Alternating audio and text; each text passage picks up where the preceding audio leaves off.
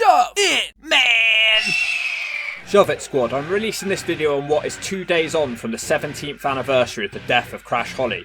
Time sure flies like the hawk. What we're going to talk about today is his blink and you'd miss it run in TNA Wrestling in 2003.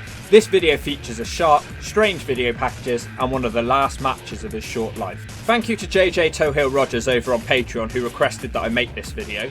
If you want to make the hawk talk, sign up on Patreon, and if you don't, I'll smack you one. Crash was one of my favourite wrestlers during the Attitude Era. He had no right to do as well as he did considering the times. Most of the roster was twice the size of him. This ended up being part of his gimmick in a way. Crash carried scales to the ring and claimed he was a super heavyweight. He would love to compete against far bigger wrestlers and get his head smacked in every night in the popular hardcore division. He was really funny without trying. That's what made him so special. As the Monday Night Wars dragged to a close and the hardcore division wrapped up, Crash was left without much to do. For a brief time he was a Mattitude follower, and he played a lackey to Jeff Hardy's stoner friend Shannon Moore. They called him a moron. This was a massive step down for Crash, who was arguably more successful and more popular than Jeff Hardy's stoner friend. There was a huge influx of the WCW cruiserweights and mid-carders in 2001, and it basically pushed Crash out the door. It's reported that Crash was fired from WWE for complaining about a lack of a push, and they had nothing for him. He had a bit of a reputation for being a complainer, and a month after leaving SmackDown, Crash rocked up in TNA. Elix Skipper is in the ring cutting a bad promo and throws out an open challenge. A video then starts playing on the Titantron saying that Mad Mikey is tired of Elix Skipper's voice. This was something that we all felt. And just like that, Crash Holly is now in TNA, except he's now Mad Mikey. Something that happened in every single Mikey match was Mike Tenay telling us on commentary that Mad Mikey was wired just a little bit differently. It was Relic is killer spelt backwards level of annoyance. I'm not going to call all his matches move by move because then we would be getting into Ring of the Hawk territory. But this first match is worth talking about. Mikey starts out the match by hitting a tilt-a-whirl backbreaker. He then goes to the top but changes his mind. He then pushes Skipper further away and goes to the top again. He then goes for a big dive but then he lands on his feet and does a splash. This was supposed to be his big signature move called the Hop Splash. As far as silly signature moves go, it wasn't a great one. These sort of moves are always best when the fans can join in some sort of way. Just like the arm waving when The Rock did the People's Elbow. Or the chanting when Scotty Too Hotty did the Worm. What the hell are fans going to do with this? Hop around in the crowd? They would probably all crash into each other with their fat bellies. Someone would straight up die. Mikey almost put Skipper away, but Skipper is focused on the power game. Both men collapse down knackered as Mikey hits a neck breaker. Mikey dominates the match at this point and almost wins with a crossbody. He then uses his leg strength to drive Skipper into the corner, which is a cool move, but you can't put him away. Skipper then wins the match with a beautiful move as Primetime was in the middle of a bit of a push at the time. So no success on Mad Mikey's debut, but it was still cool to see him in TNA. Don't know what makes him so mad though, he seemed pretty normal to me. Or maybe he's mad as in angry, but he actually seems pretty happy. Guess he just doesn't live up to his name.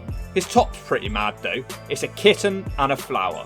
What happened next is hard to put into words. A series of bizarre video packages aired showing things that Mikey was mad about.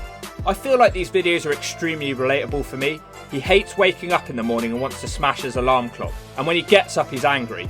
He doesn't like annoying people talking to him when he's trying to eat. He works in an office even though he's employed as a wrestler. But he hates that too. And if you mess up his food order, he's going to go nuts on you. All this accompanied by a goofy cartoon drawing of Mad Mikey, and I think some of you could probably make better wrestling art than this. Don't forget to send me your art on Instagram if you know the plan. New week and it's a new video package of things that he's mad about. The whole thing is filmed like a silent movie. It's hard to explain, it does make me want to see more of him though. It's almost expanding from the Mattitude gimmick where in their entrances it would have facts updated every week. But instead it's things that Mikey is mad about. They say a good wrestling gimmick is your own personality turned up, and I think this was pretty believable for him. It's just a shame that we haven't seen much of it in the ring. Mikey mostly competed on TNA Explosion, the B show, so viewers who only watched the main show mostly only got to see a bunch of strange video packages and 4 matches. They mostly wanted to see more of him. Mike Tenay then interviewed Mikey whilst he wore a little girl's Paddington Bear t-shirt and asked him if he was born this way. He talks about how he was beaten with a wooden stick when he was a kid, and says that he hates being called Mad Mikey. He blames Mae Young who trained him by giving him Bronco Busters to the face. He calls himself a loser and says right now his girlfriend is his hand, but he's going to be winning gold soon. We'll see if that's true. He wraps up by throwing a temper tantrum. He steals Mike Tenay's shoe and beats himself with it, as Mike Tenay stares at him in shock. Mike Tenay would later describe this as one of the most bizarre interviews he's conducted in his career. Mikey didn't really wrestle anyone serious. I mean, look at this guy. It's a man dressed as a woman with a Sting mask on. All of his moves are sexual and Mikey is mad about having to face him. He's even madder when he gets kissed. His finishing move is the CST, the Crash sold this. He came up with this with Stevie Richards. I think they need to go back to the drawing board. The crowd are really loving this gimmick though. Not too sure about this other guy. TNA had some strange jobbers in the early days. I'd love to get access to NWA Explosion. We'd have some great fun tearing those wrestlers apart. Following this, Mad Mikey and Shark Boy teamed up. Mikey was mad because Shark Boy was playing with an inflatable robot and said he should play with the inflatable in his own time like everybody else does. So then he destroyed it.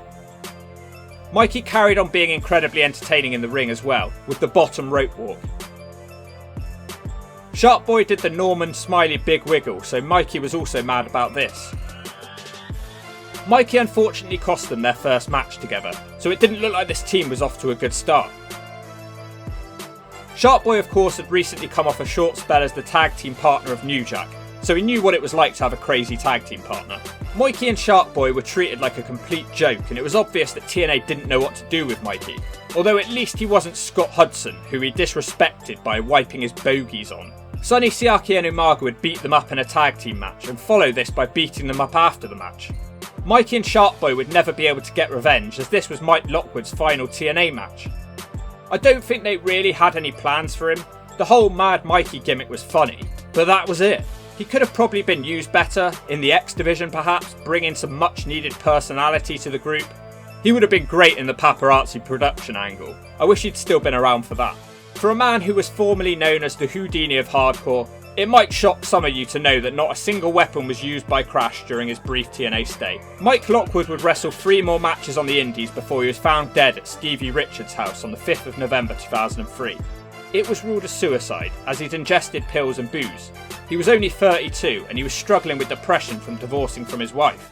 He was honoured by both WWE and TNA following his death, and went out as a 22-time hardcore champion, a 1-time European champion, a 1-time light heavyweight champion, and a 1-time tag champion, all in the WWF. But in TNA he won nothing, which is a damn shame, because I think there's a little bit of Mad Mikey in all of us. We can all relate to being fed up with our lives. We can all relate to wanting to destroy our alarm clock. And we can all relate to wanting to wipe our bogies on some bold goon's head. And if you don't agree with that, you can shove it.